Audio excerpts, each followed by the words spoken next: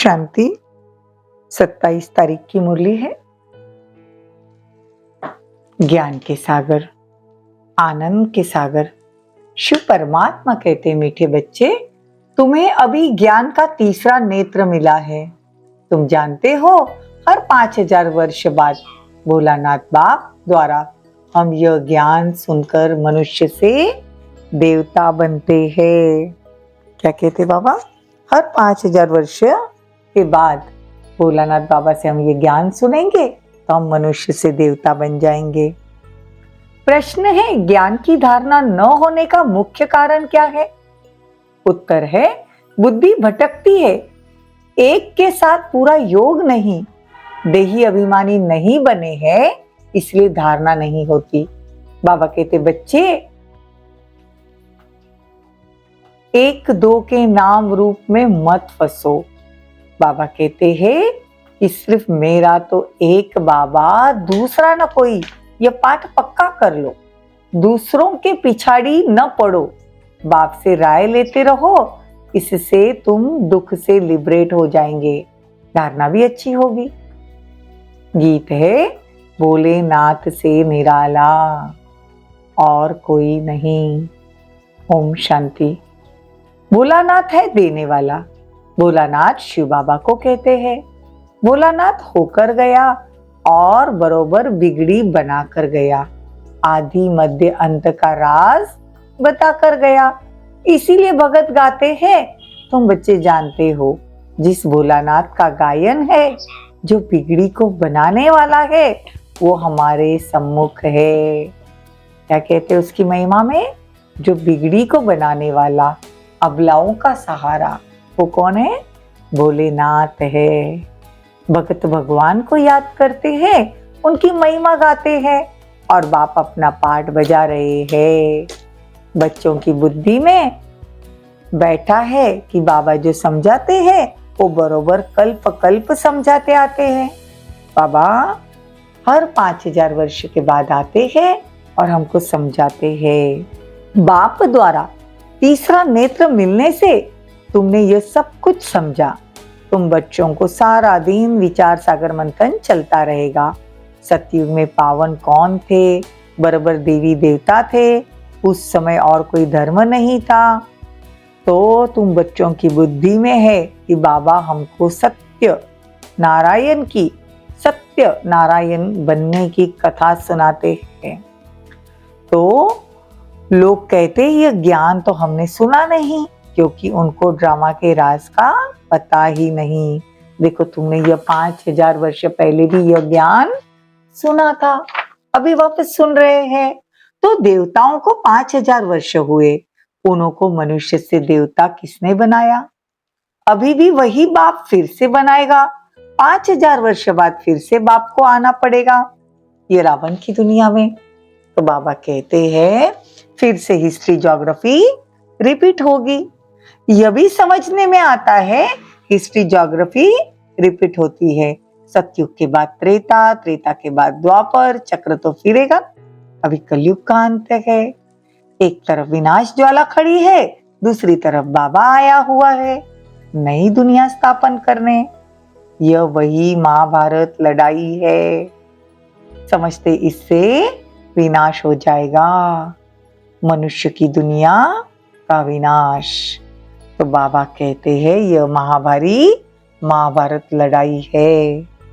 इसमें लाखों वर्ष की कोई बात नहीं, 5000 वर्ष पहले भी लगी थी और अभी भी लग रही है। बाबा कहते हैं तुमको चित्रों पर अच्छी रीति समझाना है। क्या समझाना है? 5000 वर्ष की कहानी, लॉन्ग एगो, कहते ना, बहुत बहुत दिनों पहले की ये कहानी है।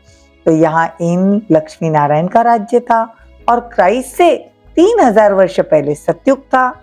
हेवनली गॉडफादर ने हेवन स्थापन किया था। भारत को कहते भी है प्राचीन देश। इसमें गॉड गॉडेजेस राज्य करते थे। देखो, इतनी छोटी सी आत्मा में देखो कितना पार्ट भरा हुआ है। पूरे 5000 वर्ष का हिसाब किताब बाबा क्लियर कर बताते हैं। कितनी वंडरफुल बात है। इसको कुदरत कहते हैं कि इतनी अविनाशी आत्मा में पाठ भरा हुआ है 84 जन्म का। तो बाबा कहते ये नाटक है। अब ये नाटक पूरा हो रहा है। नाटक में सभी एक्टर्स नंबरवार होते हैं, एक जैसे तो नहीं हो सकते। कहेंगे इनकी आत्मा मतलब बाबा की आत्मा सुप्रीम एक्टर है, ये पाई पैसे का एक्टर है। ऐसे फर्स्ट क्लास क्रिएटर डायरेक्टर कौन है? शिव बाबा। करण करावनहार एक ही है, परमपिता परमात्मा। अब तुमको सारे ड्रामा का पता है, आज बाबा पूरा ड्रामा बता रहे हैं। बाप कहते यह मैं तुमको जो ड्रामा बताता हूँ हूबहू रिपीट होता है, एक का पार्ट न मिले दूसरे से। देखो बाबा द्वापर से सबकी मनोकामनाएं पूर्ण करते हैं, साक्षात्कार कराते हैं। ड्रामा में नूंद है तो वो होगा ना, सेकंड बाय सेकंड ड्रामा पास होता जाता है। यह बेहद का ड्रामा है। बाप भी बिंदी तो हम बच्चे भी बिंदी है, कितना वंडर है। बाप भी कहते हैं इस बिंदी में कितना पार्ट है।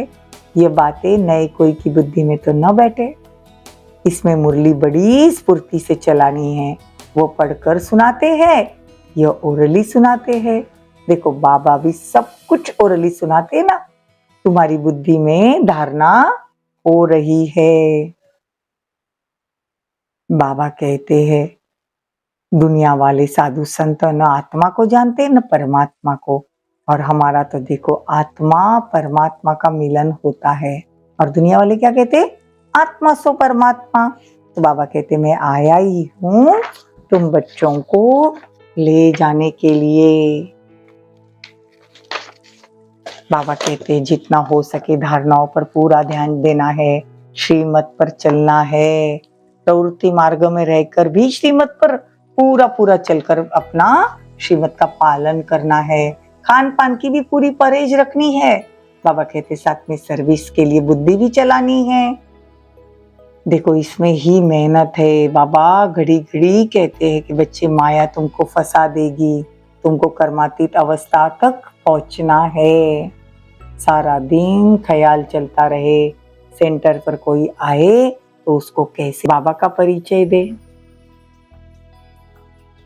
तो बाबा कहते हैं माँ में एकम याद करो, इस याद से ही तुम्हारे विकर्म विनाश होंगे, दुख से तुम लिबरेट हो जाएंगे। मुक्ति तो सब मांगते हैं, मुक्त होते हैं, दुख से फिर सुख में आएंगे। जीवन मुक्ति सबके लिए है, परंतु पहले मुक्ति में जाकर फिर जीवन मुक्ति में आना है। अच्छा, मीठे मीठे सिकिलते बच्चों प्रति माता पिता बाप दादा का याद प्यार और गुड मॉर्निंग। रूहानी बाप की रूहानी बच्चों को नमस्ते। हम रूहानी बच्चों की रूहानी माता पिता बाप दादा को याद प्यार गुड मॉर्निंग नमस्ते, थैंक यू, बहुत बहुत शुक्रिया। धारणा के लिए मुख्य सार, बाप समान ज्ञान की शंख ध्वनि करनी है, सिर्फ पढ़ करके नहीं सुनना, धारण करके फिर समझाना। देखो बाप समान शंख ध्वनि करनी है, लेकिन सिर्फ मुरली पढ़कर नहीं सुनाना, पहले खुद धारण करना फिर दूसरों को समझाना। खान पान की भी बहुत परहेज रखनी है, प्याज लहसुन वाला खाना, नॉनवेज खाना, बाहर के अपवित्र आत्माओं से खाना, बाबा कहते हैं उसकी परहेज रखनी है। श्रीमत का पालन कर प्रवृत्ति में रहते हुए भी कैसे पवित्र रहते हैं, यह अनुभव दूसरों को सुनाना है। अगर हम पवित्र है तो दूसरी आत्माओं को भी हिम्मत मिल जाती है कि पवित्र कैसे रहे। वरदान, साधन और सैल्वेशन के प्रभाव में आने के बजाय प्रकृति को दासी बनाने वाले विजयी भवो। कभी भी योगी पुरुष व पुरुषोत्तम आत्माएं प्रकृति के प्रभाव में नहीं आ सकती। आप ब्राह्मण आत्माएं, पुरुषोत्तम और योगी आत्माएं हो।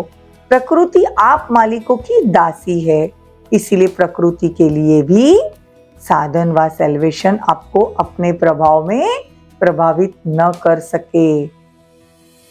साधन और साधना का आधार न हो। देखो साधन साधना का आधार न हो, लेकिन साधना साधनों को आधार बनाए, तब कहेंगे प्रकृति जीत, विजयी आत्मा।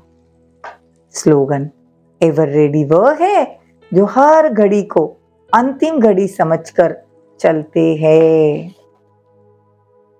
ओम शांति।